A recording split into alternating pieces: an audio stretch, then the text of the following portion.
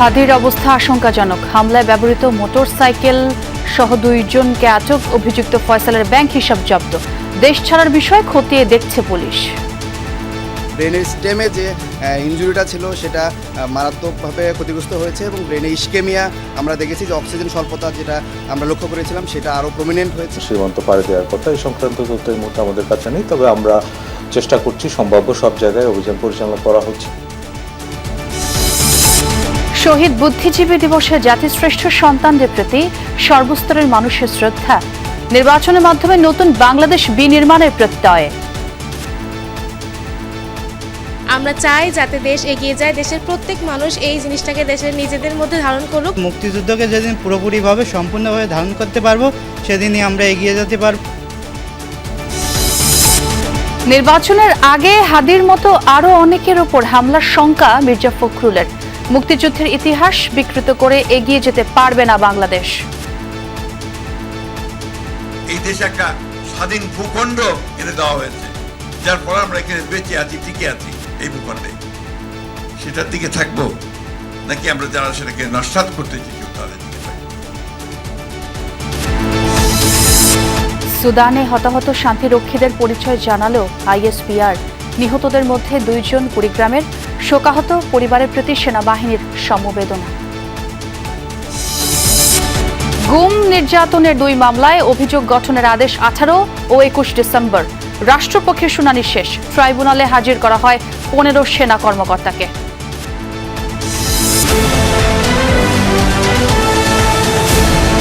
আমন্ত্রণ দুপুরের বাংলাদেশে। সঙ্গে আছে আমি ছোয়া খন্দকার। আর এতক্ষণ শিরোনাম দেখছিলেন। ইনকিলাব মঞ্চের মুখপাত্র ওসমান হাদির অবস্থা এখনও আশঙ্কাজনক।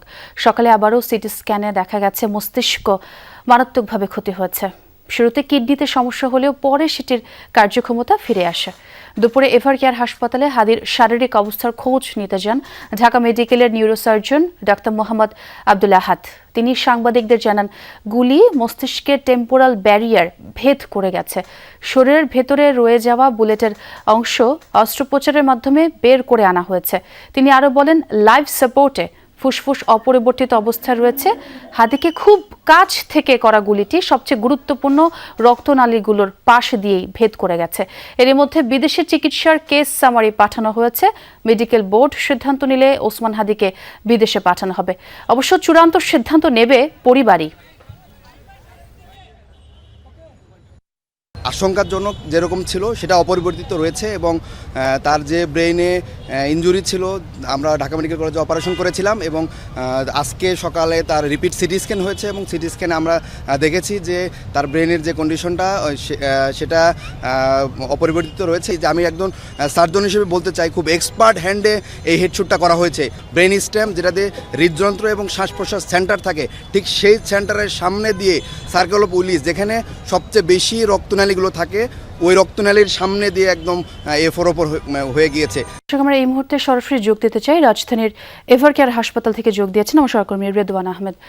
রেদওয়ান, শুনতে পাচ্ছেন নিশ্চয়ই? একটু আগেও ব্রিফিং করা হয়েছিল ওসমান হাদির শারীরিক অবস্থা নিয়ে। সেখানে বলা হচ্ছিল আপাতত সার্জারির প্রয়োজন নেই, তবে প্রয়োজন হলে সেটি করা হবে এবং তাকে বিদেশ নেওয়ার ব্যাপারে চূড়ান্ত সিদ্ধান্ত পরিবারই নেবে।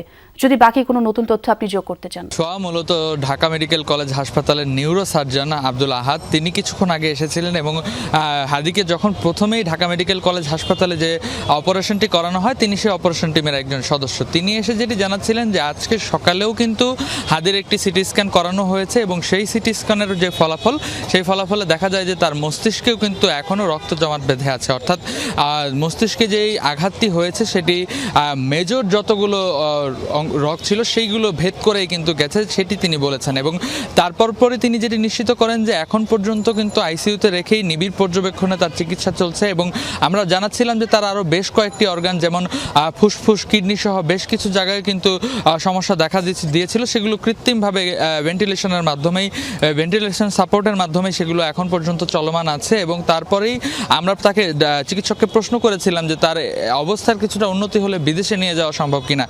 সেই বিষয়ে চিকিৎসক জানিয়েছেন যে এখনও তার অবস্থা খুবই সংকটাপন্ন, আশঙ্কাজনক অবস্থায় তিনি রয়েছেন। যেহেতু এখন পর্যন্ত মেডিকেল বোর্ড যদি সিদ্ধান্ত দেয় যে তিনি স্থিতিশীল অবস্থায় তিনি বিদেশ ভ্রমণের জন্য প্রস্তুত, সেক্ষেত্রে তাকে বিদেশে নেওয়া হতে পারে এবং প্রাথমিকভাবে তার যত পরীক্ষা নিরীক্ষার যত ফলাফল সেগুলো কিন্তু বিদেশের বিভিন্ন হাসপাতালে প্রাইমারি সামারিগুলো পাঠানো হয়েছে এবং সেখান থেকে বিদেশি পর্যবেক্ষক চিকিৎসক যারা রয়েছেন তাদের পরামর্শেই মূলত তার চিকিৎসা কার্যক্রম এই রাজধানীর এভার কেয়ার হাসপাতালে চলছে এবং তার পাশাপাশি চিকিৎসক এটি নিশ্চিত করেছেন যে যদি বিদেশে নেওয়া হয়ও তার পরিবারের সিদ্ধান্তে সেটি নেওয়া হবে এবং সেখানে তার উন্নত চিকিৎসার ব্যবস্থা করা হবে এবং এখন পর্যন্ত যেই তার শারীরিক অবস্থা সেটি মোটেও স্থিতিশীল নয়, বরং প্রথম থেকে যে আশঙ্কাজনক অবস্থা ছিল এবং সেই আশঙ্কাজনক অবস্থায় তিনি রয়েছেন।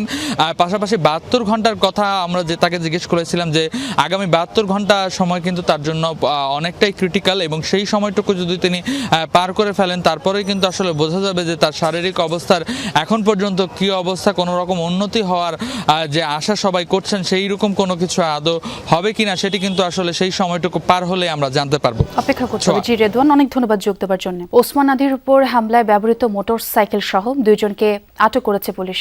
এ বিষয়ে বিকেলে ব্রিফিং করবে টিএমপি। এর আগে শনিবার রাতে মোহাম্মদপুর থেকে মোটরসাইকেলের মালিক আব্দুল হান্নানকেও আটক করা হয়। সকালে ডিএমপির মিডিয়া সেন্টারে ডিসি মিডিয়া তালিবুর রহমান জানান, মোটরসাইকেল মালিক হান্নান হত্যা চেষ্টায় জড়িত কিনা সেটা খতিয়ে দেখা হচ্ছে। ওসমান হাদিকে গুলি করা অপরাধীদের গ্রেফতারে সর্বোচ্চ চেষ্টা করা হচ্ছে। শুটারকে শনাক্ত করা হয়েছে বলে গতকালই জানানো হয়। এক প্রশ্নের জবাবে তালিবুর রহমান আরও বলেন, অপরাধীরা পালিয়ে গেছে কিনা এমন কোনো তথ্য জানা নেই। কেন তাকে হত্যা চেষ্টা করা হচ্ছে সে বিষয়গুলো উঠে আসবে তদন্তে। ইতিমধ্যে আমরা ঘটনাস্থলের সিসিটিভি ফুটেজ সংগ্রহ করেছি এবং সেগুলো বিশ্লেষণ করে ঘটনার সাথে জড়িতদের শনাক্ত করার কাজ আরম্ভ করেছি। ইতিপূর্বে আমরা বিভিন্ন মিডিয়ার মাধ্যমে একজনের ছবি প্রকাশ করেছি এবং তাকে গ্রেফতারের জন্য আমরা বিভিন্ন স্থানে অভিযান পরিচালনা করছি। দর্শক, ওসমান হাদির উপর হামলার তদন্ত নিয়ে ব্রিফ করার কথা ডিএমপির অতিরিক্ত police commissioner S N Mohammad Nazrul ইসলামের। মিডিয়া সেন্টারেই আছেন সহকর্মী রাব্বি সিদ্দিকী, তার কাছ থেকে বাকি খবরাখবর জানতে চাই। রাব্বি, এই পর্যন্ত ঠিক কতজনকে আটক করা হলো এবং গুলি চালানোর সন্দেহভাজন যে ফয়সাল করিম দাউদের বিষয়ে কি কোনো তথ্য পেয়েছেন? এখন পর্যন্ত এই যে ফয়সাল করিম দাউদ, যাকে বলা হচ্ছে শুটার, প্রধান শুটার, যার গুলিতেই ওসমান হাদির আজকে এই অবস্থা, সেই শুটারকে কিন্তু এখন পর্যন্ত গ্রেফতার বা তিনি কোথায় আছেন সে বিষয়ে কোনো তথ্য কিন্তু আইনশৃঙ্খলা বাহিনী দিতে পারেনি। যদিও আপনি জানেন যে গতকাল তাকে ধরিয়ে দিতে নগদ 50 লক্ষ টাকা পুরস্কার ঘোষণা করেছে স্বরাষ্ট্র মন্ত্রণালয়। সেই সাথে সেই শুটার ফয়সালের ছবি দিয়েছে, তার বিষয়ে বিস্তারিত তথ্য চেয়েছে পুলিশ। সেই শুটারের সন্ধান এখনও আমাদেরকে দিতে পারেনি এবং সেই শুটারের সাথে অন্যতম সহযোগী যিনি বাইকটি চালিয়ে গেছেন, তার নাম আলমগীর, তাকেও শনাক্ত করতে পেরেছে, তবে গ্রেফতার করতে পেরেছে বলে আমরা এখন পর্যন্ত জানিনি। তবে কিছুক্ষণ আগে আমরা জেনেছি যে মহানগর পুলিশের পক্ষ থেকে জানানো হয়েছে যে তারা সন্দেহভাজন বেশ কয়েকজনকেই গ্রেফতার করতে পেরেছে। আটক করতে পেরেছে, কারণ আটক এই অর্থেই বলা হচ্ছে যে এখন পর্যন্ত এই যে হত্যা চেষ্টার ঘটনায় পল্টন থানায় কোনো মামলা দায়ের হয়নি। সেক্ষেত্রে মামলা দায়েরের আগে আটকই বলতে হচ্ছে। তো আমরা যেটুকু জানতে পেরেছি এর মধ্যে একজনের নাম ঠিকানা আমরা এর মধ্যেই জেনেছি, যেটি র্যাব গতকাল রাতেই তাকে ধরেছিল, যে মোটরসাইকেলটির মালিক আব্দুল হান্নান, এবং এরপরে যাদের ধরা হয়েছে সে বিষয়ে আমরা তথ্য পাইনি। তবে বিস্তারিত আমাদেরকে জানানো হবে, সেজন্য কিন্তু সংবাদ সম্মেলন ডেকেছে মহানগর পুলিশ এবং সেটি সংবাদ সম্মেলনটি শুরু হলে আমরা বিস্তারিত জানতে পারবো। তবে ধারণা করা হচ্ছে যে শুটারের আশপাশের লোকজন বা তার সহযোগী, যেহেতু এটি একটি পরিকল্পিত মার্ডারের চেষ্টা এবং হাদিকে শেষ করার চেষ্টা ছিল এবং সে কারণে একটি গ্রুপ হয়ে কাজটি করেছে, সেই গ্রুপেরই সদস্যদেরকে গ্রেফতার করতে পেরেছে বলে আমরা ধারণা করছি। জি রাব্বি, অনেক ধন্যবাদ এখন যোগ দেওয়ার জন্য। এদিকে হাদিকে গুলি করার ঘটনায় সন্দেহভাজন ফয়সাল করিম মাসুদের ব্যাংক হিসাব জব্দ করেছে এনবিআরের সিআইসি। ফয়সালের পরিবারের সদস্য এবং তার মালিকানাধীন প্রতিষ্ঠান অ্যাপলসফট আইটি লিমিটেডের ব্যাংক হিসাবও জব্দ করা হয়। নির্বাচনের তফসিল ঘোষণার পরদিন শুক্রবার দুপুরে রাজধানীর পুরানা পল্টনের বক্স কালভার্ট রোডে গুলিবিদ্ধ হন ইনকিলাব মঞ্চের আহ্বায়ক এবং ঢাকা 8 সংসদীয় আসনের সম্ভাব্য প্রার্থী ওসমান হাদি। তিনি এখন রাজধানীর এভার কেয়ার হাসপাতালে চিকিৎসাধীন। জুলাই গণঅভ্যুত্থানের পর গত বছরের 28 অক্টোবর অস্ত্রের মুখে 17 লাখ টাকা লুটের ঘটনার মামলার প্রধান আসামি ছিলেন ফয়সাল করিম। যথাযোগ্য মর্যাদায় পালিত হচ্ছে শহীদ বুদ্ধিজীবী দিবস। দিনের শুরুতে মিরপুর বুদ্ধিজীবী স্মৃতিসৌধে পুষ্পস্তবক অর্পণের মধ্য দিয়ে জাতির শ্রেষ্ঠ সন্তানদের প্রতি শ্রদ্ধা নিবেদন করেন রাষ্ট্রপতি মোহাম্মদ শাহাবুদ্দিন ও প্রধান উপদেষ্টা ডক্টর মোহাম্মদ ইউনূস। গুরুত্বপূর্ণ ব্যক্তিদের শ্রদ্ধা নিবেদন শেষে বুদ্ধিজীবী স্মৃতিসৌধ উন্মুক্ত করে দেয়া হয় সর্বস্তরের মানুষের জন্য। আরও জানাচ্ছেন সহকর্মী ফয়সাল মাহমুদ। 14 ডিসেম্বর বাঙালি জাতির ইতিহাসের সবচেয়ে বেদনাবিধুর একদিন, জাতির জন্য এক মহাশূন্যতার দিন। বিজয়ের ঠিক আগ মুহূর্তে জাতিকে মেধাশূন্য করতে 1971 সালের এই দিনে বাংলাদেশের কৃতি সন্তানদের হত্যা করে হানাদার বাহিনী ও তাদের দোসররা। দিনের শুরুতে জাতির সূর্য সন্তানদের শ্রদ্ধা জানাতে বুদ্ধিজীবী স্মৃতিসৌধে শুরু হয় রাষ্ট্রীয় আনুষ্ঠানিকতা। রাষ্ট্রীয় আয়োজনের শুরুতে সকাল 7টার কিছু পরেই মিরপুর শহীদ বুদ্ধিজীবী স্মৃতিসৌধে ফুল দিয়ে শ্রদ্ধা জানান রাষ্ট্রপতি মোহাম্মদ শাহাবুদ্দিন। পুষ্পস্তবক অর্পণ করার পর নীরবে কিছুক্ষণ দাঁড়িয়ে থাকেন তিনি। এ সময় বিহুগলে বেজে ওঠে করুণ সুর।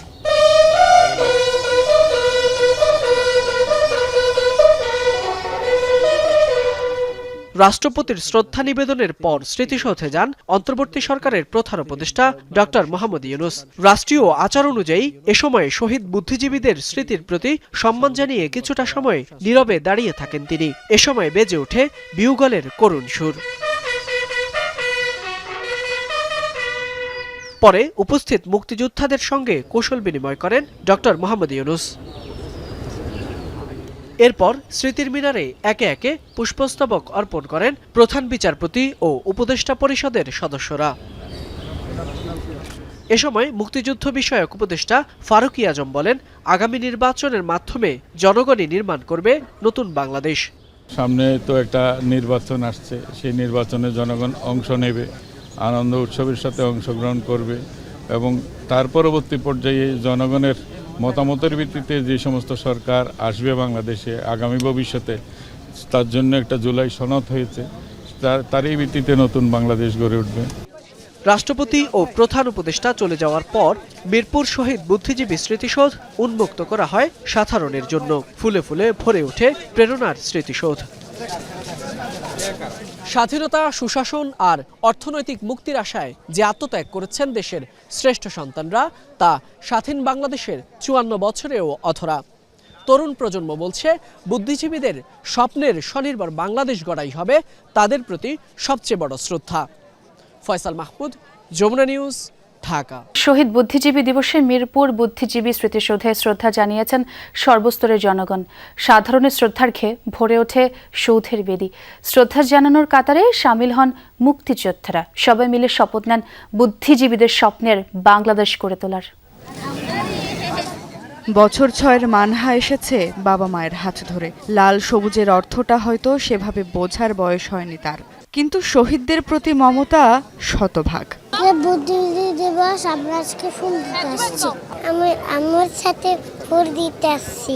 বুদ্ধিজীবী দিবসের ভারী ভারী শব্দ এখনো শেখেনি মানহা। ছোট্ট দু চোখে ওরা দেখছে কিছু ফুলের স্তূপ আর ইট পাথরের দেয়াল। তবে এই জড় বোবা পাথর যে কতটা জীবন্ত, কতটা অর্থবহ, সেটাই বোঝানোর দায়িত্ব নিয়েছেন অভিভাবকরা। আমরা আব্বু আম্মুর সাথে ফুল দিতে আসছিলাম, শহীদদের প্রতি শ্রদ্ধা জানাইতে আর ফুল দিয়ে তাদের শ্রদ্ধা জানাইছি। আমাদের দেশের স্বাধীনতা, সার্বভৌমত্ব সম্পর্কে ওদেরকে মেসেজটা ক্লিয়ারলি ওদেরকে বুঝতে যাওয়া, যে 14ই ডিসেম্বর কি, 16ই ডিসেম্বর কি। ওকে নিয়ে এসছি এখানে দেখানোর জন্য কিভাবে শ্রদ্ধা দিতে হবে, বৃদ্ধদের সম্মান করতে হবে। পাকিস্তানি হানাদার বাহিনীর হাত থেকে 56,000 বর্গমাইল মুক্ত করেছিলেন যারা, সেই বীর গাজীরাও এসেছিলেন শহীদ বুদ্ধিজীবীদের শ্রদ্ধা জানাতে। জ্যেষ্ঠ নাগরিক, তরুণ, সকলেরই অনড় দাবি ইতিহাস বিকৃত নয়, 52, 71, 90, 24 যেন যথার্থ মর্যাদা পায়। আমরা রেল লাইন, তারপরে গাছগাছলা কাইটা সমস্ত রাস্তা যাতে পাঞ্জাবিরা না আসতে পারে, তখন আমরা ওইভাবে ব্লক করে আমরা আন্দোলন স্টার্ট করছি আর কি। কারো সাধ্য নাই বাংলাদেশের স্বাধীনতা, বুদ্ধিজীবী, বিজয় সকল কিছুকে রহিত করার মতো কেউ পদক্ষেপ নিতে পারবে না, এটাই আমার কামনা। আমরা একটা সময় দেখেছি মুক্তিযুদ্ধকে নিয়ে ব্যবসা করা, আবার দেখি মুক্তিযোদ্ধাকেও হেয় করা, কিন্তু আমরা পুরোপুরিভাবে মুক্তিযুদ্ধকে ধারণ করতে পারিনি। আমি এই সময় এসে মনে করছি যে আমাদের বাংলাদেশের মানুষজনকে আরও বেশি ৭১-এর বা মুক্তিযুদ্ধের যে চেতনা সেটাকে আরও বেশি ধরে রাখতে হবে, আরও বেশি ইতিহাস ঘাটাঘাটি করতে হবে। লাল সবুজের যে ঢেউ আছড়ে পড়ছে শীতের সকালে, তার চেতনা যেন থাকে অক্ষত। বাংলাদেশের অহংকার থাক অমলিন, সেই শপথ প্রতিটি কণ্ঠে। যুগ যুগান্তর পার হলেও বাঙালি হৃদয়ে বদলাবে না শহীদ বুদ্ধিজীবীদের অবস্থান। বিশ্বমানচিত্রে ছোট্ট এই ভূমিটি যাদের আত্মত্যাগের দান চির অম্লান, সে সমস্ত বীর বেঁচে থাকবেন মহাপ্রলয় পর্যন্ত। শহীদ বুদ্ধিজীবী দিবসে আজকের এই লোকারণ্যই প্রমাণ করে বাঙালি অকৃতজ্ঞ নয়। সুমাইয়া ঐশী, যমুনা নিউজ, ঢাকা। ওসমান হাদির মতো আরও অনেকের ওপর হামলার আশঙ্কা আছে বলে মনে করেন বিএনপি মহাসচিব মির্জা ফখরুল ইসলাম আলমগীর। বলেন, ষড়যন্ত্র এখনো চলছে, তবে সেসব উপেক্ষা করেই গণতন্ত্রের পথে এগিয়ে যাবে দেশ। সকালে শহীদ বুদ্ধিজীবীদের প্রতি শ্রদ্ধা নিবেদন শেষে তিনি এই কথা বলেন। রাজনৈতিক নেতারা বলেন, মুক্তিযুদ্ধের ইতিহাস বিকৃত বা হেয় করে বাংলাদেশ এগিয়ে যেতে পারবে না, সে চেষ্টা হচ্ছে বলেও অভিযোগ কারো কারো। দাম দিয়ে কেনা বাংলার পতাকা, শত বাধা বিপত্তি ঝড় উপেক্ষা করে স্বাধীনতার রং ছড়িয়ে যাচ্ছে অবিরাম। 9 মাসের রক্তক্ষয়ী লড়াইয়ে প্রাণ দিয়েছে যেসব মেধাবী সন্তানেরা, তাদের স্মরণে মিরপুর বুদ্ধিজীবী কবরস্থানের রাজনৈতিক ও সামাজিক সংগঠনের নেতারা। সাম্য, মানবিক মর্যাদা এবং সুবিচারের একটি রাষ্ট্র গঠন করা, সেটি কিন্তু স্বাধীনতার 54 বছরেও আমরা কিন্তু পাইনি। 54 বছরে যারা ক্ষমতায় ছিল তারা দেশকে আমি মনে ভালোবাসে নাই, তারা নানান নির্বাচনের সময় নানা রকম প্রতিশ্রুতি দিয়ে তারা এসেছে। রাষ্ট্রপতি ও প্রধান উপদেষ্টার শ্রদ্ধা নিবেদন শেষে বিভিন্ন দল ও গোষ্ঠীর নেতাকর্মীদের পাশাপাশি প্রবেশ করেন সাধারণ মানুষ। বলেন, যুদ্ধের শেষ সময়েও বাংলাদেশকে মেধাশূন্য করার অপচেষ্টা ছিল পাকিস্তানের। এতে সহায়তা করেছিল এদেশে থাকা তাদের দোসর ও আলবদর। তবে দমে যায়নি বাংলাদেশ। বাংলাদেশ এই পট পরিবর্তনের পরে আন্দোলনটাকে যেমন কালিমলিপ্ত করা হচ্ছে, ৭১-এর স্মৃতিকে খাটো করে বাংলাদেশের কোনো শক্তি নূতন করে ক্ষমতার স্বপ্ন দেখছে। মুক্তিযুদ্ধের অসম্পূর্ণ জাতীয় কর্তব্যকে সম্পন্ন করবার ডাক নিয়েই এবার ২৪-এর গণঅভ্যুত্থান সংগঠিত হয়েছিল। ৫৪ বছর পার হয়েছে, এখনও শহীদ বুদ্ধিজীবীদেরকে তাদের হত্যাকাণ্ডের, তাদের যে বর্বরচিত তাদের যে প্রাণনাশ, এখনও পর্যন্ত তার উপযুক্ত কোনো বিচার হয়নি। এই সময়ে রাজনীতিবিদ, বুদ্ধিজীবী এবং সর্বস্তরের নাগরিকদেরকে সেই দায়িত্ব নিতে হবে। আমরা সেই দায়িত্ব নিচ্ছি। আমরা এটা প্রত্যাশা করব যে ৭১ এবং ২৪-এর বিপ্লবের মধ্য দিয়ে আমাদের যেই আকাঙ্ক্ষা এবং যে লড়াই শুরু হয়েছে সেটা আমরা বাস্তবায়ন করতে পারব। শ্রদ্ধা জানাতে মিরপুরে আসেন জিএম কাদেরের নেতৃত্বাধীন জাতীয় পার্টি। দলের মহাসচিবের অভিযোগ, স্বাধীনতার ইতিহাস বিকৃতি নিয়ে। আজকে তরুণদের মধ্যে অনেকেই ৭১-এর চেতনাকে পরিপূর্ণ ধারণ করেন না। আমি তাদের প্রতি আহ্বান জানাবো, আপনি যে মতাদর্শন হন, যে আন্দোলনের প্রোডাক্ট হন, ৭১ হচ্ছে আমাদের জেনাস, বাকি সব কিছু হচ্ছে আমাদের স্পেসিস। জেনাসকে বাদ দিয়ে স্পেসিস হতে পারে না। শহীদ বুদ্ধিজীবীদের শ্রদ্ধা জানায় বিএনপি। এছাড়াও দলের বিভিন্ন অঙ্গ সংগঠনের পক্ষ থেকে বীর শহীদদের স্মরণ করে দলটি। বিএনপি মহাসচিব মির্জা ফখরুল ইসলাম আলমগীর বলেন, ষড়যন্ত্র চলমান। ওসমান হাদির মতো আরও হামলার শঙ্কার কথাও জানান তিনি। যে কোনো মূল্যেই বাংলাদেশের স্বাধীনতা, সার্বভৌমত্বকে অক্ষুণ্ণ রাখবো, গণতান্ত্রিক অগ্রযাত্রাকে অক্ষুণ্ণ রাখবো, সমস্ত চক্রান্তকে ব্যর্থ করে দিয়ে বাংলাদেশকে নতুনভাবে আমরা গড়ে তুলব ইনশাআল্লাহ। আমরা বিশ্বাস করি যে যথাসময়ে, সঠিক সময়ে নির্বাচন অনুষ্ঠানের মধ্যে দিয়ে গণতান্ত্রিক অগ্রযাত্রা অব্যাহত।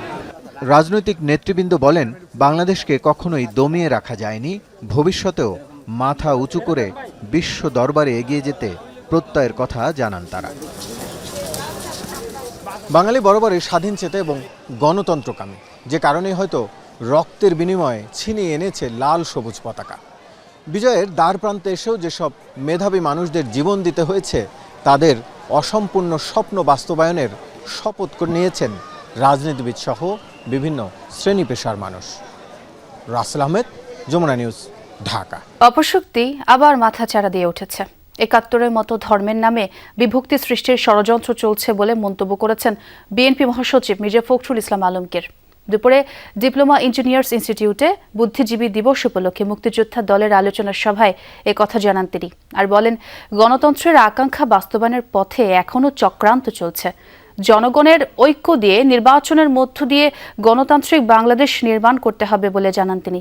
বলেন, আসন্ন নির্বাচন হলো উদারপন্থী ও স্বাধীনতা বিরোধী শক্তির মধ্যে নির্বাচন। যারা দেশের জন্মকে, স্বাধীনতাকে অস্বীকার করে তাদের বিশ্বাস করার কোনো কারণ নেই। ধানের শীষকে বেছে নিয়ে দেশের মানুষ সঠিক সিদ্ধান্ত নেবে বলে আশা করেন মির্জা ফখরুল।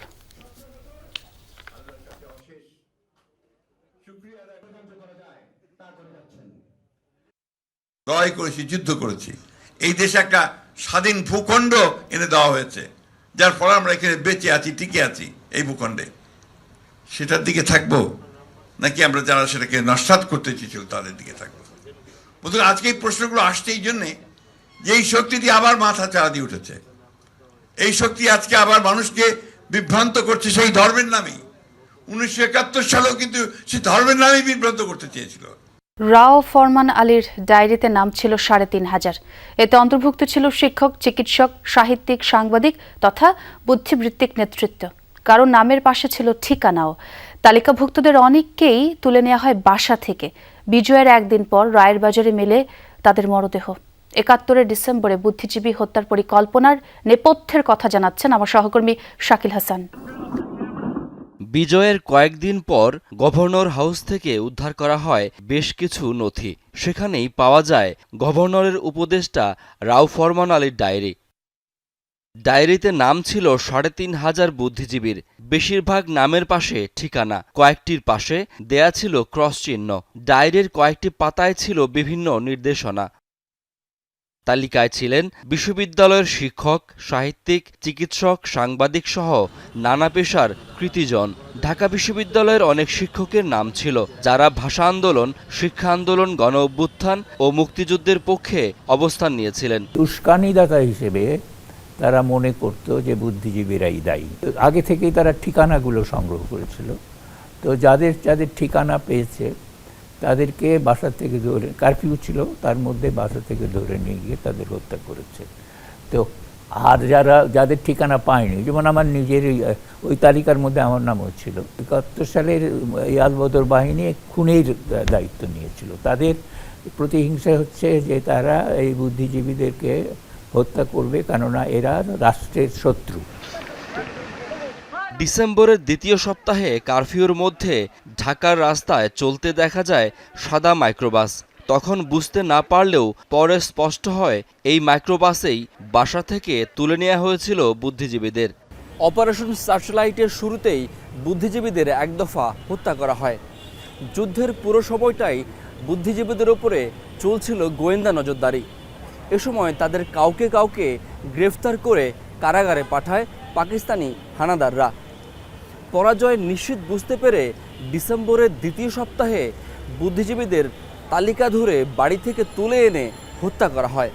নতুন রাষ্ট্র যেন মাথা তুলে দাঁড়াতে না পারে, এমন পরিকল্পনা থেকেই বুদ্ধিজীবী নিধনে নামে পাকিস্তানি হানাদাররা। টোটাল অপারেশনটাই তো ছিল একদম নিশ্চিহ্ন করা। কাজেই নিশ্চিহ্ন করার মধ্যে বুদ্ধিজীবীদের মেধাশূন্য করা। কিন্তু এই পরিকল্পনাটা আসছে হয়তো একদম শেষ দিকে, যখন তারা কনফার্ম হয়েছে যে হেরে যাচ্ছে। শুধু বুদ্ধিজীবী নয়, পরিকল্পনা ছিল সরকারি কর্মকর্তাদের হত্যার। 14 ডিসেম্বর বিকেলে গভর্নর হাউসে বৈঠকের নামে ডেকে আনার কথা ছিল তাদের। পরিকল্পনা ছিল সেখানেই হত্যা করার। কিন্তু সরকারি কর্মচারীরা টের পেয়ে গিয়ে তারা যাবেন না ঠিক করেছেন। এটা ওরাও জানতে পেরে সেই মিটিংটা বাতিল করে দিয়েছে। কাজেই ওদেরও পরিকল্পনা ছিল, আলবদরের পরিকল্পনা ছিল, এবং ওদের পরিকল্পনাটা কার্যকর করতে পারেনি। ওরা একটা বড় হারে হত্যাকাণ্ড করতে চেয়েছে। 17 ডিসেম্বর আবার বৈঠকের তারিখ নির্ধারণ করা হলেও তার আগেই স্বাধীন হয়ে যায় বাংলাদেশ। শাকিল হাসান, যমুনা নিউজ, ঢাকা। আফ্রিকার দেশ সুদানের আবেই এলাকায় সন্ত্রাসী হামলায় বাংলাদেশ সেনাবাহিনীর 6 জন শান্তিরক্ষী শহীদ ও আহত 8 জনের পরিচয় জানিয়েছে আন্তঃবাহিনী জনসংযোগ পরিদপ্তর ISPR। ওই হামলায় শহীদ হয়েছেন কর্পোরাল মাসুদ রানা, সৈনিক মইনুল ইসলাম, সৈনিক শামীম রেজা, সৈনিক শান্ত মণ্ডল, মেস ওয়েটার জাহাঙ্গীর আলম ও লন্ড্রি কর্মচারী সবুজ মিয়া। ISPR জানায় আহত 8 জন শান্তিরক্ষীকে প্রয়োজনীয় চিকিৎসা প্রদান করা হচ্ছে। তাদের মধ্যে সৈনিক মেজবাউল কবিরের অবস্থা গুরুতর হওয়ায় তার অস্ত্রোপচার হয়েছে। বর্তমানে তাকে রাখা হচ্ছে নিবিড় পর্যবেক্ষণে। আহত অন্য 7 জনকে উন্নত চিকিৎসার জন্য হেলিকপ্টারে স্থানান্তর করা হয়েছে এবং তারা সকলেই শঙ্কামুক্ত। সেনাবাহিনী এই নৃশংস সন্ত্রাসী হামলার তীব্র নিন্দা জানিয়ে শহীদদের শোক সন্তপ্ত পরিবারের প্রতি গভীর সমবেদনা ও আহতদের দ্রুতই আরোগ্য কামনা করেছে। দর্শক, যেমনটি বলছিলাম, সুদানি সন্ত্রাসী হামলায় বাংলাদেশ সেনাবাহিনীর 6 জন শান্তিরক্ষী নিহতদের মধ্যে 2 জন কুড়িগ্রামের। এ বিষয়ে আরও খবরাখবর জানাবেন আমার সহকর্মী নাজমুল হোসেন। তিনি এই মুহূর্তে আমার সঙ্গে যোগ দিয়েছেন। নাজমুল, নিশ্চয়ই শোকাবহ পরিবেশ, তবুও জানতে চাই সেখানকার অবস্থা। সোহা, আপনি যেমনটি বলছিলেন, আসলে সুদানে সন্ত্রাসীদের হামলায় 6 বাংলাদেশি নিহত হওয়ার সেনাবাহিনী শান্তিরক্ষা মিশনে গিয়ে যে 6 জন নিহত হচ্ছে, তার মধ্যে 2 জনকার বাসা হচ্ছে কুড়িগ্রাম। শান্ত মণ্ডল, তার বাসা হচ্ছে রাজারহাট উপজেলা, এবং মমিনুল ইসলাম, তার বাসা হচ্ছে কুড়িগ্রামের উলিপুর উপজেলায় বাসা রয়েছে। এলাকায় শোক স্তব্ধ হয়ে পড়েছে পরিবারে। আমরা যেমনটি দেখছি, স্থানীয় লোকজন, আত্মীয় স্বজন সবাই আসছে, পরিবারের সান্ত্বনা দিচ্ছে, এবং আসলে বলার মতন ভাষা নাই। গেল মাসে 7 তারিখে শান্ত মণ্ডল তিনি শান্তিরক্ষা মিশনের জন্য সুদানে গিয়েছিলেন। গতকালকে রাতে তার পরিবারের সঙ্গে 7টা-8টার দিকে কথা হয়েছে, এবং সর্বশেষ ওইটাই তাদের পরিবারের সঙ্গে তাদের যোগাযোগ হয়েছে, এবং রাত্রে 10:30টার দিক তারা এই খবরটা জানায়। আমরা একটু শান্তর এক স্বজন এবং বন্ধুর সঙ্গে কথা বলবো। একটু বলবেন আপনারা কি বিষয়টা জানতে পারলেন, এবং শান্ত কোনো বিষয়ে জানিয়েছিল কিনা? গতকালকে সন্ধ্যার দিকে আমরা ওর ফেসবুক স্টোরিতে একটা পোস্ট দেখতে পাই। সেটা দেখার পরে আমরা অনেকেই অনেক রকম ওকে মেসেজ করি যে ওর কি হয়েছে, মন খারাপ কিনা, এই টাইপের। তো পরবর্তীতে ও কোনো রেসপন্স করে না।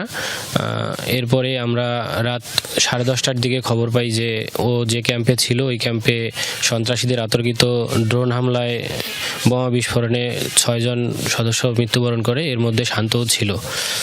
এই খবর শোনার পরে পরিবারে একদম শোকের নেমে আসে। তার এই আকস্মিক মৃত্যুতে আমরা সবাই গভীরভাবে শোকাহত।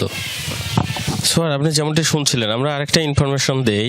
এই শান্তর বড় ভাইও সেনাবাহিনীতে রয়েছেন, তার বাবা মারা গেছেন, সেও সেনাবাহিনীতে কর্মরত ছিলেন। আর দুই ভাই বোনের মধ্যে হচ্ছে তাদের 2টি সন্তান, শান্ত এবং বড় ভাইয়ের সোহাগ মণ্ডল। এই 2 জন পরিবারে, তার মধ্যে ছোট সন্তানকে তারা হারিয়ে এখন পরিবারটা পুরা শোকে স্তব্ধ হয়ে পড়েছে। খুবই স্বাভাবিক। অনেক ধন্যবাদ নাজমুল সে খবর জানানোর জন্য। আওয়ামী লীগ আমলে র্যাবের TFI সেলে গুম ও নির্যাতনের মামলায় শেখ হাসিনা সহ 17 জনের বিরুদ্ধে অভিযোগ গঠনের আদেশ 21 ডিসেম্বর। অপরদিকে DGFI এর JIC সেলে গুম নির্যাতনের মামলায় শেখ হাসিনা, তারিক আহমেদ সিদ্দিক ও 11 সেনা কর্মকর্তার বিরুদ্ধে অভিযোগ গঠনের আদেশ পিছিয়ে 18 ডিসেম্বর নির্ধারণ করেছেন আন্তর্জাতিক অপরাধ ট্রাইব্যুনাল। এদিন ট্রাইব্যুনালে হাজির করা হয়েছে 15 সেনা কর্মকর্তাকে। এর আগে অভিযোগ গঠনের শুনানি শেষ করে রাষ্ট্রপক্ষ আসামি পক্ষের আইনজীবীরা অভিযোগ থেকে অব্যাহতি চেয়ে শুনানি করেন। এদিকে রামপুরায় 28 জনকে হত্যা মামলা লেফটেন্যান্ট কর্নেল রেদওয়ানুল ইসলাম সহ 4 জনের পক্ষেও আজ শুনানি করবেন তাদের আইনজীবীরা। এ মামলায় রেদওয়ানুল ইসলাম ও সেনা কর্মকর্তা রাফাত বিন আলম গ্রেফতার আছেন। বাকি 2 আসামি পুলিশ কর্মকর্তা পলাতক। এছাড়া আশুলিয়ায় 6 মরদেহ পোড়ানো ও 7 জনকে হত্যা মামলায় তদন্তকারী কর্মকর্তার সাক্ষ্য গ্রহণ হবে আজ। দর্শক, BCFCC-তে নাগরিক প্ল্যাটফর্মের অনুষ্ঠানে কথা বলছেন নির্বাচন commissioner brigadier general Abul Fazal Mohammad Sanaullah. আমরা সরাসরি যুক্ত হচ্ছি সেখানে। আরো স্ট্রাকচারাল লিমিটেশনের মধ্যে আমি যদি বলি, I will not take much time, মানে আমি জানি এখানে বিরক্তির কারণ হয়ে যাচ্ছে হয়তোবা। উইনিং নমিনেশন সিনড্রোম, মানে নমিনেশন পাওয়া মানে আমি জিতে গেছি, এই সিনড্রোম কিন্তু পুরোপুরি কেটে যায়নি এখনো। জেনারেল সাহেব, আমরা যখন বাইরে গেছি, জি, অনেকে বলছেন আপনারা তো সকলে নির্বাচনের ব্যয় নিয়ে এত চিন্তা করছেন, কিন্তু নমিনেশন যে কেনা বেচা হচ্ছে সেটার জন্য কে করবে? না, আমি যে আমার সাথে ইলেকশন কমিশন সাহেবের দেখা হবে, ওনাকে জিজ্ঞেস করলাম আপনাকে। আমি আমি আমি আপনাকে শুধু এটা বলতে পারি, ইফ উই আর এভিডেন্সিয়ালি আমাদের কাছে যদি রিপোর্ট করা হয় আমরা জানতে পারি, ডেফিনেটলি এটা তো question doesn't arise, this can be taken care of. But আমাদের দেশে অনেক কিছুই হয় আপনার not in the open air. Is it a crime? Yeah, it is. It is, sir. It is a serious crime. It is a disqualification crime and a criminal offense as well. আচ্ছা,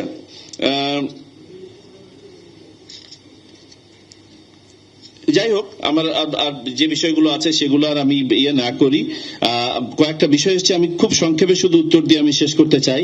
ঋণ খেলাপিদের ব্যাপারে একটা কথা এসছে, জি আমি আমার মনে হয় I have answered, this is there, এটা নাই কথাটা ঠিক নয়। আর্টিকেল 12 হচ্ছে ডিসকোয়ালিফিকেশনস আর পিওর, আর্টিকেল 12 এর এলে খেলাফি কর খেলাফি, আমার মনে হয় খেলাপি ব্যাপারটা এখন পর্যন্ত আছে যে কোনো জায়গা থেকে, আদার দেন ক্ষুদ্র ঋণ, ক্ষুদ্র এবং কৃষি ঋণ ছাড়া অন্য সকল ঋণের জন্য এটা জি এটা প্রযোজ্য। ওকে, সরকার যখন নির্বাচনের দিকে যাচ্ছে তখন একটি ভীতিকর পরিস্থিতি সৃষ্টি অপতৎপরতা চলছে, এমন মন্তব্য করেছেন তথ্য ও সম্প্রচার মন্ত্রণালয়ের দায়িত্ববাহী উপদেষ্টা সৈয়দা রিজওয়ানা হাসান। সকলের সচিবালয়ের দায়িত্ব গ্রহণ করে মন্ত্রণালয়ের কর্মকর্তাদের সঙ্গে মত বিনিময় করেন তিনি। বলেন, নির্বাচনের ভিত নড়বড়ে করতেই ওসমান হাদির উপর আক্রমণ চালানো হয়েছে। তার প্রত্যাশা, নির্বাচনের মাধ্যমে জনগণ অপতৎপরতা ও সন্ত্রাসের বিরুদ্ধে জবাব দেবে। সকল অপরাধীকে ধরার জন্য তৎপর সরকার। হাদির উপর হামলাকারী ফয়সাল করিম আগেও গ্রেফতারের পর কিভাবে জামিনে বের হলো তা নিয়ে সমালোচনার জবাব দেন রিজওয়ানা হাসান। এ প্রসঙ্গে রিজওয়ানা হাসান বলেন, সরকারের মধ্যে সমন্বয় না থাকলে অপরাধ প্রবণতা আরও বাড়ত। সম্প্রচার আইন নিয়ে উপদেষ্টা বলেন, এটি শেষ পর্যায়ে, আর স্বাধীন গণমাধ্যম কমিশন গঠনের কাজ এগিয়ে নিয়ে যাওয়া হবে। উপদেষ্টা বলেন, সাগর রুনি হত্যাকাণ্ডের বিচারে সরকার অঙ্গীকারবদ্ধ। জুলাই যোদ্ধাদের পাশে দাঁড়িয়ে বাংলাদেশের জনগণের স্বার্থ রক্ষার অঙ্গীকার করেছেন সদ্য দায়িত্ব নেওয়া স্থানীয় সরকার মন্ত্রণালয়ের উপদেষ্টা আদিলুর রহমান খান। দুপুরে স্থানীয় সরকার মন্ত্রণালয়ের দায়িত্ব গ্রহণ করে এই অঙ্গীকার করেন তিনি। বলেন, দেশে ফ্যাসিবাদের উচ্ছিষ্টদের দমনে কাজ করবেন তিনি। জনগণের মধ্যে থাকাকে নিরাপদ মনে করেন তিনি। বলেন, ত্রয়োদশ জাতীয় সংসদ নির্বাচনের তফসিল ঘোষণা হয়েছে, যদিও বড় কাজ করার সুযোগ নেই, তবে যতটুকু কাজ করা যায় তা করে যাবেন বলেও জানান তিনি।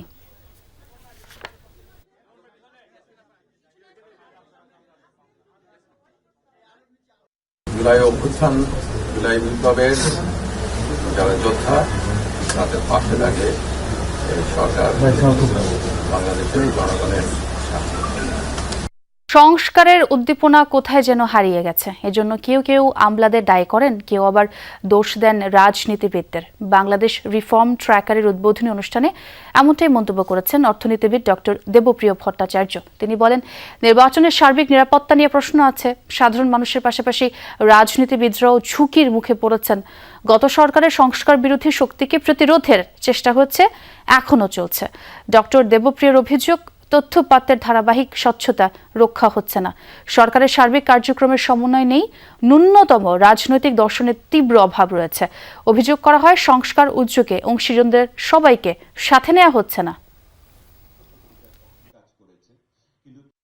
এক নম্বর হলো, এই সংস্কারের ক্ষেত্রে যেই পরিমাণ স্বচ্ছতা দরকার ছিল তথ্য উপাত্ত ইত্যাদির ক্ষেত্রে, ধারাবাহিকভাবে সেই স্বচ্ছতাটি সর্বদা রক্ষিত হয়নি বলে আমাদের কাছে মনে হয়েছে। কিন্তু এই সরকারের কিন্তু সেই অর্থে কোনো পূর্ণাঙ্গ বা ন্যূনতম যে রাজনৈতিক দর্শন লাগে এটাকে স্থাপন করার জন্য সেই রকম কিন্তু কোনো পলিটিক্যাল ম্যানিফেস্টো বলে কিন্তু বর্তমান সরকারের কিছু ছিল না। সারা দেশে নানা কর্মসূচির মধ্য দিয়ে স্মরণ করা হচ্ছে জাতির সূর্য সন্তানদের। দিবসের প্রথম প্রহরে খুলনার গল্লামারী স্মৃতিসৌধে ভিড় জমান নানা শ্রেণী পেশার মানুষ। এ সময় পুষ্পস্তবক অর্পণ করে জাতীয় শ্রেষ্ঠ সন্তানদের শ্রদ্ধা নিবেদন করে খুলনা কৃষি বিশ্ববিদ্যালয় প্রশাসন, বিভিন্ন সাংবাদিক, রাজনৈতিক, সামাজিক ও সাংস্কৃতিক সংগঠন। এছাড়া শহীদদের আত্মার মাগফিরাত কামনায় বিভিন্ন স্থানে দোয়া, আলোচনা সহ নানা কর্মসূচি পালিত হচ্ছে। সকাল 8টায় রাজশাহী বিশ্ববিদ্যালয়ের বুদ্ধিজীবী চত্বরে ফুল দিয়ে শ্রদ্ধা নিবেদন করেন উপ-উপাচার্য ডক্টর মাইনুদ্দিন। পরে প্রশাসনের অন্যান্য কর্মকর্তা, শিক্ষক ও শিক্ষার্থীরা দলে দলে স্মৃতিস্তম্ভে শ্রদ্ধা জানান। এ সময় শহীদদের স্মরণে 1 মিনিট নীরবতা পালন করা হয়। পরে ক্যাম্পাসে আলোচনা সভায় শহীদদের আত্মত্যাগকে প্রেরণা হিসেবে ধারণ করে দেশ গঠনে সবাইকে ঐক্যবদ্ধ থাকার আহ্বান জানান বক্তারা। রংপুরের টাউন হল চত্বরে বৌদ্ধভূমিতে ফুল দিয়ে জাতির সূর্য সন্তানদের প্রতি শ্রদ্ধা জানায় জেলা প্রশাসন। পরে শিল্পকলা একাডেমির মিলনায়তনে অনুষ্ঠিত হয় আলোচনা সভা। বক্তারা বলেন, মুক্তিযুদ্ধের মাধ্যমে অর্জিত বাংলাদেশকে মেধাশূন্য করতেই পাকিস্তানিরা খুঁজে খুঁজে জাতির শ্রেষ্ঠ সন্তানদের হত্যা করেছে। পরে শহীদদের জন্য দোয়া ও মোনাজাত করা হয়। এছাড়া রোকেয়া বিশ্ববিদ্যালয়ে বিভিন্ন আয়োজনের মধ্য দিয়ে পালিত হচ্ছে শহীদ বুদ্ধিজীবী দিবস। জাতির যে বিবেক, জাতির যারা বুদ্ধিজীবী ছিলেন তাদেরকে নির্মমভাবে দেশের দোসরদের সহযোগিতায় তদানীন্তন পাক হানাদার বাহিনী নির্মমভাবে হত্যা করেছে জাতিকে মেধাশূন্য করার জন্য। নানা কর্মসূচির মধ্য দিয়ে মাওলানা ভাসানী বিজ্ঞান ও প্রযুক্তি বিশ্ববিদ্যালয়ের শহীদ বুদ্ধিজীবী দিবস পালিত হয়েছে। সকাল 7টায় বিশ্ববিদ্যালয়ের প্রশাসনিক ভবনের সামনে জাতীয় পতাকা অর্ধনমিতকরণ ও কালো ব্যাচ ধারণের মধ্য দিয়ে কর্মসূচির উদ্বোধন করা হয়। পরে বুদ্ধিজীবী স্মৃতিস্তম্ভে পুষ্পস্তবক অর্পণ করেন বিশ্ববিদ্যালয়ের ভিসি অধ্যাপক ডক্টর মোহাম্মদ আনোয়ারুল আজিম আখুন্দ। পুষ্পস্তবক অর্পণ শেষে 1 মিনিট নীরবতা পালন, দোয়া ও মোনাজাত করা হয়। বিভিন্ন কর্মসূচির মধ্য দিয়ে মাদারীপুরে জেলা শহর সহ বিভিন্ন উপজেলায় পালিত হচ্ছে শহীদ বুদ্ধিজীবী দিবস। দিবসটি উপলক্ষে সকালে সড়ক বুদ্ধিজীবী স্মৃতিস্তম্ভে পুষ্পস্তবক অর্পণ ও শহীদদের প্রতি শ্রদ্ধা জানান সর্বস্তরের মানুষ। পরে উপজেলা পরিষদ অডিটোরিয়ামের অনুষ্ঠিত হয় আলোচনা সভা। রাজশাহীতে নলকূপে পড়ে 2 বছর বয়সী শিশু সাজিদের মৃত্যুর ঘটনায় বরেন্দ্র বহুমুখী উন্নয়ন কর্তৃপক্ষ ও সংশ্লিষ্টদের বিরুদ্ধে লিগ্যাল নোটিশ পাঠানো হয়েছে। সুপ্রিম কোর্টের আইনজীবী অ্যাডভোকেট মোহাম্মদ মনিরুল ইসলাম মিয়া নোটিশটি পাঠান। নোটিশে সাজিদের পরিবারকে 5 কোটি টাকা ক্ষতিপূরণ দেওয়া সহ অরক্ষিত নলকূপ বন্ধে প্রয়োজনীয় ব্যবস্থা নেওয়ার দাবি জানানো হয়েছে। এছাড়া নোটিশে বলা হয়, রাজশাহী, চাঁপাইনবাবগঞ্জ ও নওগাঁ জেলায় শত শত পরিত্যক্ত ও অরক্ষিত নলকূপ জনসাধারণের জন্য মারাত্মক ঝুঁকি তৈরি করছে। সংবিধানের 31 ও 32 অনুচ্ছেদ অনুযায়ী জীবন ও ব্যক্তি স্বাধীনতার অধিকার লঙ্ঘনের অভিযোগ এনে 15 দিনের মধ্যে একাধিক নির্দেশনা বাস্তবায়নের দাবি জানানো হয়েছে। ফরিদপুরে একটি সরকারি প্রাথমিক বিদ্যালয়ের ভবন দীর্ঘদিন ধরেই জরাজীর্ণ। সাম্প্রতিক ভূমিকম্পে বিভিন্ন স্থানে দেখা দিয়েছে ফাটলও। এতে আতঙ্কে শিক্ষক শিক্ষার্থীরা। ভূমিকম্পের পর একটি কক্ষ বন্ধ রাখায় দেখা দিয়েছে শ্রেণীকক্ষ সংকট। বিদ্যালয়টিতে নতুন একটি ভবন নির্মাণের দাবি দীর্ঘদিনের।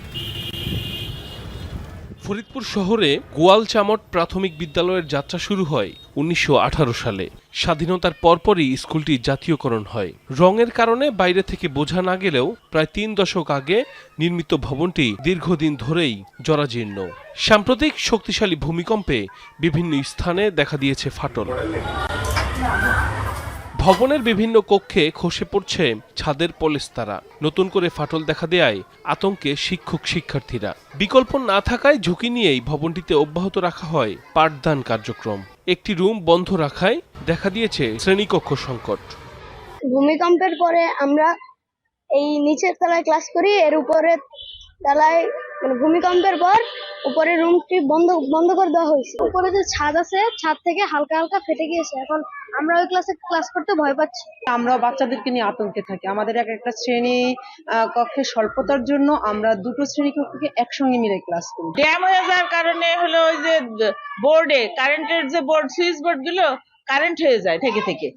কক্ষ সংকটের কারণে মাঝে মধ্যেই মাঠেও ক্লাস নেওয়া হয়। জরাজীর্ণ ভবনের বিষয়টি ঊর্ধ্বতন কর্তৃপক্ষকে বারবার অবহিত করা হলেও দীর্ঘদিনেও মেলেনি সমাধান। কক্ষ সংখ্যা কম হওয়ার কারণে আমরা মাঝে মাঝেই শিক্ষার্থীদের মাঠে ক্লাস নিতে বাধ্য হই। যে উপজেলা শিক্ষা কর্মকর্তা, তিনিও বারবার আমার কাছ থেকে বিভিন্ন তথ্য নিয়েছেন এবং ঊর্ধ্বতন কর্তৃপক্ষের কাছে পাঠানো হয়েছে, কিন্তু এই পর্যন্ত আমার ভবনের ব্যাপারে কোনো রকমের সমাধান হয়নি। স্কুলটি পরিদর্শন করে ব্যবস্থা নেওয়ার আশ্বাস দিয়েছেন উপজেলা শিক্ষা কর্মকর্তা। যদি এই ধরনের কোনো সমস্যা থেকে থাকে তাহলে আমি সরজমিনে ওইটা দেখবো, দেখে যদি ওই বিদ্যালয়ে যদি ভূমিকম্পের কারণে কোনো ধরনের সমস্যা হয়ে থাকে, বিশেষ করে ওই শ্রেণীকক্ষে ফাটল বা কোনো সমস্যা হয়ে থাকে, সেগুলো দেখে আমি জরুরি পদক্ষেপ গ্রহণ করে ঊর্ধ্বতন কর্তৃপক্ষকে জানাবো। গোয়ালচামট সরকারি প্রাথমিক বিদ্যালয়ে 2 শাখায় শিক্ষার্থীর সংখ্যা 3 শতাধিক। সাইফ আহমেদ, যমুনা নিউজ। ত্রয়োদশ জাতীয় সংসদ নির্বাচনের তফসিল ঘোষণার ৪৮ ঘণ্টা পর কুমিল্লায় শুরু হয়েছে অবৈধ নির্বাচনী পোস্টার ও ব্যানার অপসারণ কাজ। সকালে কুমিল্লা সিটি কর্পোরেশনের উদ্যোগে নগরীর বিভিন্ন গুরুত্বপূর্ণ সড়ক ও অলিগলিতে এই অভিযান চালানো হয়।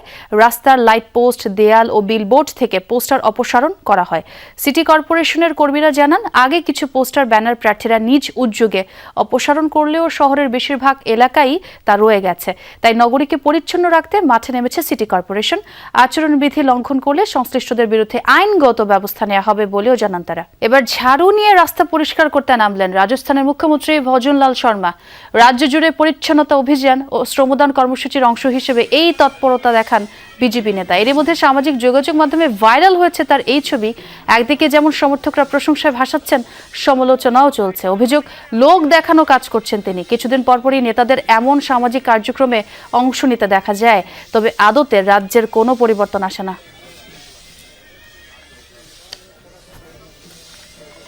লিওনেল মেসির কলকাতা সফরে চরম অব্যবস্থাপনার জেরে তোপের মুখে পড়েছেন পশ্চিমবঙ্গের মুখ্যমন্ত্রী মমতা ব্যানার্জি। বিধানসভা নির্বাচনের আগে এই ঘটনাকে রাজনৈতিক হাতিয়ার হিসেবে ব্যবহার করছে বিজেপি। দলটির কেন্দ্রীয় নেতারা তুলোধুনো করছেন রাজ্যের ক্ষমতাসীন তৃণমূল কংগ্রেসকে। গোটা ভারতের জন্য এটি লজ্জাজনক আখ্যা দেওয়া হচ্ছে। উঠেছে পশ্চিমবঙ্গের ক্রীড়ামন্ত্রী অরূপ বিশ্বাসের পদত্যাগের দাবিও।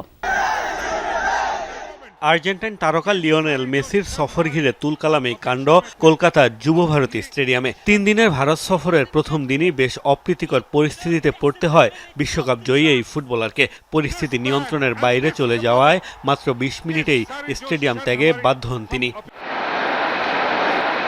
আয়োজকদের পাশাপাশি চরম এই অব্যবস্থাপনার জন্য দায়ী করা হচ্ছে পশ্চিমবঙ্গের ক্ষমতাসীন তৃণমূল কংগ্রেসকে। রাজ্যের ক্রীড়ামন্ত্রী অরূপ বিশ্বাসের ছবি তোলা নিয়ে বাড়াবাড়ি তো সামাজিক মাধ্যমে এরই মধ্যে জন্ম দিয়েছে ব্যাপক সমালোচনার। দাবি উঠেছে তার পদত্যাগেরও। 3 মাস পর বিধানসভা নির্বাচন, তাই মেসির সফর ঘিরে উত্তেজনায় রাজনৈতিক রং দিয়ে ক্ষমতাসীনদের সমালোচনার সুযোগ হাতছাড়া করছে না বিজেপি। পশ্চিমবঙ্গের মুখ্যমন্ত্রী মমতা ব্যানার্জিকে তুলোধুনো করছেন বিজেপি নেতারা। অভিযোগ, নিজেকে আইনের ঊর্ধ্বে ভাবেন প্রভাবশালী এই রাজনীতিবিদ। তার নেতৃত্বে ধ্বংসের পথে বাংলা। ভিআইপি কালচার পশ্চিমবঙ্গে ভিআইপি সংস্কৃতি চরম পর্যায়ে পৌঁছেছে। সেখানে আইন শৃঙ্খলা ব্যবস্থা সম্পূর্ণ ভেঙে পড়েছে। মেসি সমগ্র বিশ্বের কাছে একজন আদর্শ। মমতা বন্দ্যোপাধ্যায়ের আত্মসমালোচনা করা উচিত। বাংলায় প্রতিদিন নিরীহ মানুষের উপর অত্যাচার করা হচ্ছে, এটি উদ্বেগের বিষয়। বেঙ্গল কো ওয়েস্ট বেঙ্গল কা और पूरे देश के लिए शर्मसार करने वाली घटना हुई। যে ধরনের অব্যবস্থাপনা হয়েছে তা প্রতিটি ভারতীয়র জন্য লজ্জাজনক। মমতা ব্যানার্জির শাসনামলে পশ্চিমবঙ্গ যে করুণ পরিস্থিতিতে পৌঁছেছে এটি তার প্রমাণ। আইপিএল এর পরে বেঙ্গালুরুতে এবং তামিলনাড়ুতেও একই রকম পরিস্থিতি দেখা গেছে। এটি স্পষ্ট যে এই রাজ্যগুলোর নেতৃত্ব নিজেদের আইনের ঊর্ধ্বে মনে করে। उससे सिर्फ कोलकाता नहीं, पश्चिम बंगाल नहीं। এরই মধ্যে অবশ্য মেসির সফরের আয়োজক শতদ্রু দত্তকে গ্রেফতার করেছে কলকাতা পুলিশ। চরম বিশৃঙ্খল পরিস্থিতির জন্য মেসি ও তার ভক্তদের কাছে ক্ষমা চেয়েছেন মুখ্যমন্ত্রী মমতা ব্যানার্জি। মোস্তফা মাহমুদ, যমুনা নিউজ। মার্কিন প্রেসিডেন্ট ডোনাল্ড ট্রাম্পের যুদ্ধবিরতির ঘোষণা সত্ত্বেও থাইল্যান্ড কম্বোডিয়া সীমান্তে চলছে পাল্টাপাল্টি হামলা। শনিবার গভীর রাতেও সীমান্তবর্তী এলাকায় শোনা গেছে গোলাগুলির শব্দ। সংঘাতের জেরে ত্রাত প্রদেশে কারফিউ জারি করেছে থাই সরকার। প্রায় সপ্তাহখানেক ধরে চলা সংঘাতে এখন পর্যন্ত দুই দেশের কমপক্ষে 21 জন প্রাণ হারিয়েছে। গত শুক্রবার যুদ্ধবিরতির ঘোষণা দিয়ে ট্রাম্প জানিয়েছিলেন হামলা বন্ধে রাজি হয়েছে উভয় পক্ষ। তবে তার এই দাবি অস্বীকার করেছে বিবাদমান দেশগুলো। এর আগে যুক্তরাষ্ট্র ও মালয়েশিয়ার মধ্যস্থতায় থাইল্যান্ড কম্বোডিয়া শান্তি চুক্তি হয় চলতি বছরের জুলাইয়ে। দর্শক, এ ছিল দুপুরের বাংলাদেশে। এতক্ষণ যারা সঙ্গে ছিলেন সবাইকে ধন্যবাদ।